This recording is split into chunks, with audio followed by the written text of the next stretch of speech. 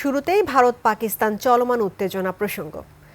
কাশ্মীরের পেহেলগামে সন্ত্রাসী হামলাকে ভারতের সাজানো বলে মন্তব্য করেছেন পাকিস্তানের প্রতিরক্ষা মন্ত্রী খাজা আসিফ। দাবি করেছেন ভারত নিয়ন্ত্রিত কাশ্মীরের সক্রিয় কোনো সশস্ত্র গোষ্ঠীর সঙ্গে পাকিস্তানের সংশ্লিষ্টতা নেই।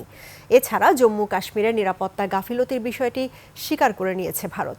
এদিকে দুই দেশের মধ্যে উত্তেজনার মধ্যেই জম্মু কাশ্মীরের বিভিন্ন সীমান্তে গোলাগুলির ঘটনা ঘটেছে। বিস্তারিত নাইম আহমেদের রিপোর্টে।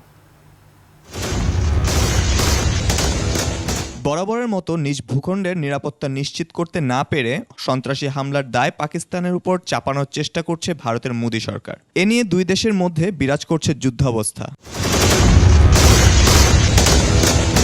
কাশ্মীরের সন্ত্রাসী হামলায় জড়িত the resistance front TRF Pakistan ভিত্তিক নিষিদ্ধ সংগঠন লস্করে তৈয়বার গোপন শাখা বলে পাকিস্তানের জড়িত থাকার অভিযোগ করে আসছে ভারত।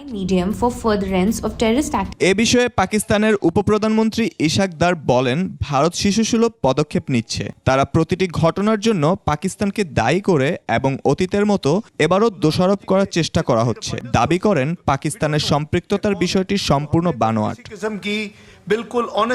ভারত নিয়ন্ত্রিত কাশ্মীরের এই ঘটনা নতুন কিছু নয়। কাশ্মীরে 1989 সাল থেকে কেন্দ্রীয় শাসনের বিরুদ্ধে বিদ্রোহ চলছে।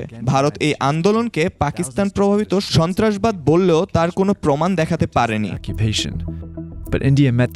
পাকিস্তানের প্রতিরক্ষা মন্ত্রী এক সাক্ষাৎকারে বলেন, কাশ্মীরের পুরো ঘটনাটি একটি ফলস ফ্ল্যাগ অপারেশন এবং দাবি করেন এটি ভারতের সাজানো একটি নাটক। খাজা আসিফ বলেন, ক্রমবর্ধমান কূটনৈতিক উত্তেজনার মধ্যে পাকিস্তানের সেনাবাহিনী যে কোনো পরিস্থিতির জন্য প্রস্তুত। ভারত যা কিছু শুরু করবে তার বিরুদ্ধে প্রতিক্রিয়া দেখাবে পাকিস্তান।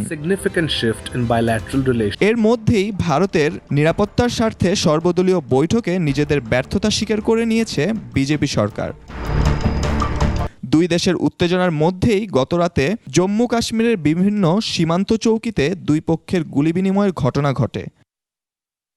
এখন যে কোনো ব্র্যান্ডের পুরাতন এসি বদলে নতুন ওয়ালটন এসিতে উপভোগ করুন 25% ছাড়। এদিকে পেহেলগামে পর্যটক হত্যার পর থেকে কাশ্মীরে জোরদার ভারতীয় সামরিক বাহিনীর অভিযান। বান্দিপুরা জেলায় নিহত হয়েছে এক শীর্ষ সন্ত্রাসী। উদ্ভূত পরিস্থিতিতে দুই পক্ষকে শান্ত থেকে ধৈর্য ধরার আহ্বান জানিয়েছেন জাতিসংঘের মহাসচিব Antonio Guterres. Naim Ahmed, 21 television.